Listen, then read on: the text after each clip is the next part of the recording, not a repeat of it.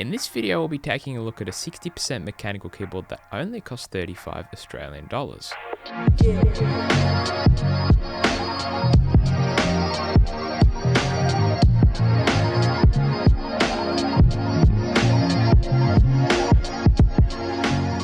What's up guys, it's tech-raccoon back with another video, and the keyboard we're taking a look at is the Ajaz STK61 keyboard.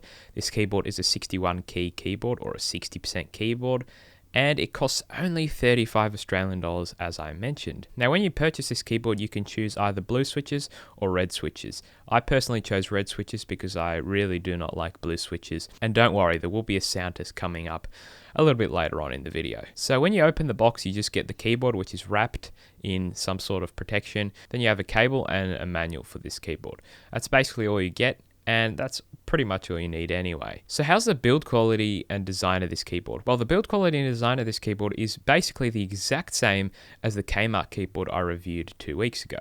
The design is basically identical apart from a little badge on the front of it, and the keycaps are also basically the same. Everything about it feels very similar, same with the weight, everything about it. So the build quality and design is definitely good for 35 Australian dollars. I can't complain here at all. It feels solid, has a nice weight to it.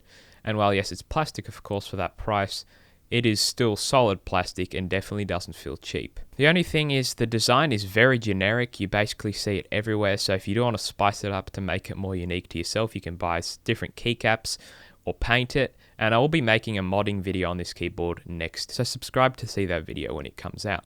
Also, for those of you who are wondering, this keyboard uses USB Type-C to connect to the computer, but of course it has a battery in there as well, so you can connect it through Bluetooth to any Bluetooth device that you need to use it with. And unlike the Kmart keyboard, you do not need a dongle to connect this to your computer. You can either use the cable or the Bluetooth, as I mentioned. Now, the lighting on this keyboard is supposedly RGB on basically every website you look, but when you get it, it is like the Kmart keyboards where it's got its fixed colors and you can't change it. It's in this like sort of rainbow order, but you can't change the colors at all. So it just stays how it is, which is a bit of a bummer. I would have preferred just white light, but there are about 12 lighting effects on this keyboard, and you use the function key plus a few different keys on the keyboard which do have labels on them to adjust the brightness and what effect you're using. Then there's also another few keys to change the speed of the effect.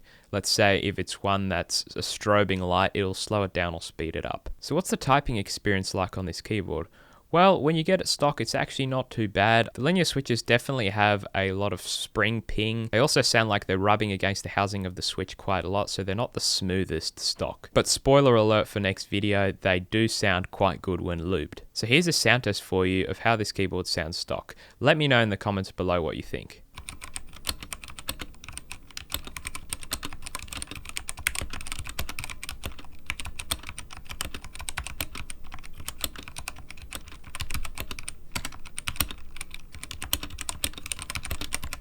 So as you can hear, the switches don't sound the smoothest, but they are still pretty good for such cheap switches. Main problem with this keyboard is the stabilizers. I don't like how rattly they are, and they don't have any lube stock, but that, to be honest, is fine if you do plan on lubing the stabilizers. But we will go over all of that stuff in the next video when I do mod this keyboard. For now, stock, this keyboard is not bad to type on, but it definitely could do with some work. So who's this keyboard for? Well, the reason I bought this keyboard was because I wanted a very cheap keyboard that had red switches so I could modify it basically make it sound pretty good for a very cheap price and also make it look reasonably good. And I really like the compact form factor of a 60% keyboard because I have way more room on the mouse pad to move my mouse, and it just frees up a lot of room on the desk. So that was one of the main reasons I bought it, and this was the best one I could find on eBay for the cheapest. Basically any other keyboard I found for cheaper either didn't have a red switch option, or it had a different layout of keycaps, and that would mean that it wouldn't really suit what I'm used to. So I found this one was the cheapest, and it had red switches available. You can also pick up for about 70 Australian dollars, you can pick up a hot swappable version basically of this keyboard,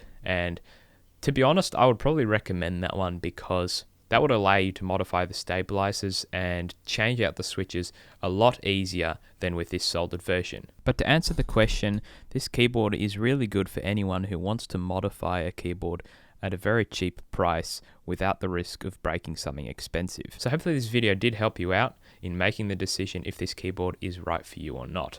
If it did, drop a like on the video. If you didn't, drop a dislike on the video. Remember to subscribe to the channel for more videos like this, and I'll catch you guys in the next video.